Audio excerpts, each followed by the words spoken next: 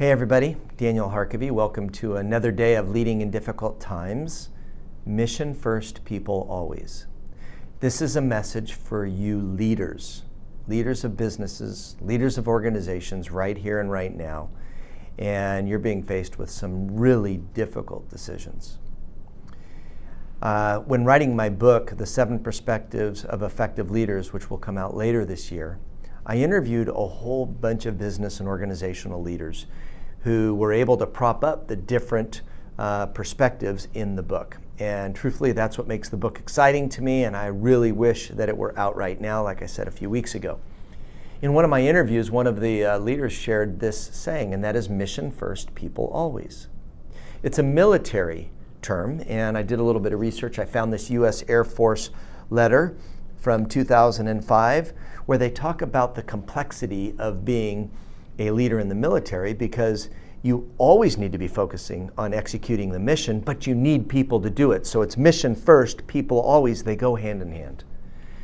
And sometimes in wartime, leaders can be either very weighted on the mission and they forget about the people and they're not successful, or they're really focused on the people and they take their eyes off of the mission and they fail. Business leaders, mission first. The organization needs you to make decisions right now to preserve the mission of the business, to preserve the entity, so that 30, 60, 90 days from now, 6 months from now, the business is there and it's able to employ the people. It's able to create the products. It's able to serve the customers.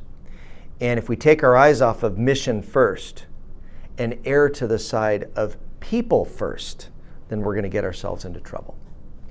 So there's a beautiful balance. And I've got a specific tip for you leaders where I think you can win, if any of us can win, where I think you can make better decisions and have more influence if you follow the tip. Leaders right now need to have empathy.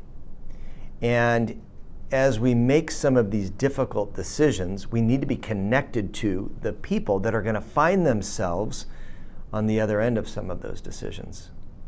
And if that's you, if you've already found yourself there, I'm very, very sorry. I am really communicating this message to leaders. The tip is, leaders, spend some time via Zoom in the week or two ahead talking to the people that are most at risk, the most vulnerable in your organization. Find out how they're doing. Stay connected with them. Ask them how they're really doing and listen. You need to feel what it feels like to be them. This is not their fault, and it's not your fault. So stay connected as humans.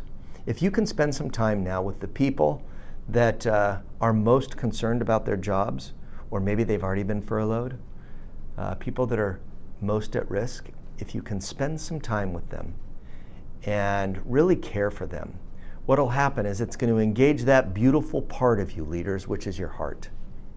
And then as you're making your decisions and you're working with your leadership team to look at your different options, you're going to keep everybody focused on the mission first, but you're going to be thinking about the people always. You're going to be seeing their faces, knowing their stories, and that will enable you to do so in a much more caring way so that you as a leader can continue to have the influence and you can care for these people to the best of your ability. And I really believe that it will help us to avoid unnecessary pain in our businesses right now if we'll follow the tip. Thoughts, comments, put them down below. If this is valuable to you, it's going to be valuable to others, so please share it. We want to make the greatest difference we possibly can at Building Champions right now in as many leaders' lives as we can. Have a good evening.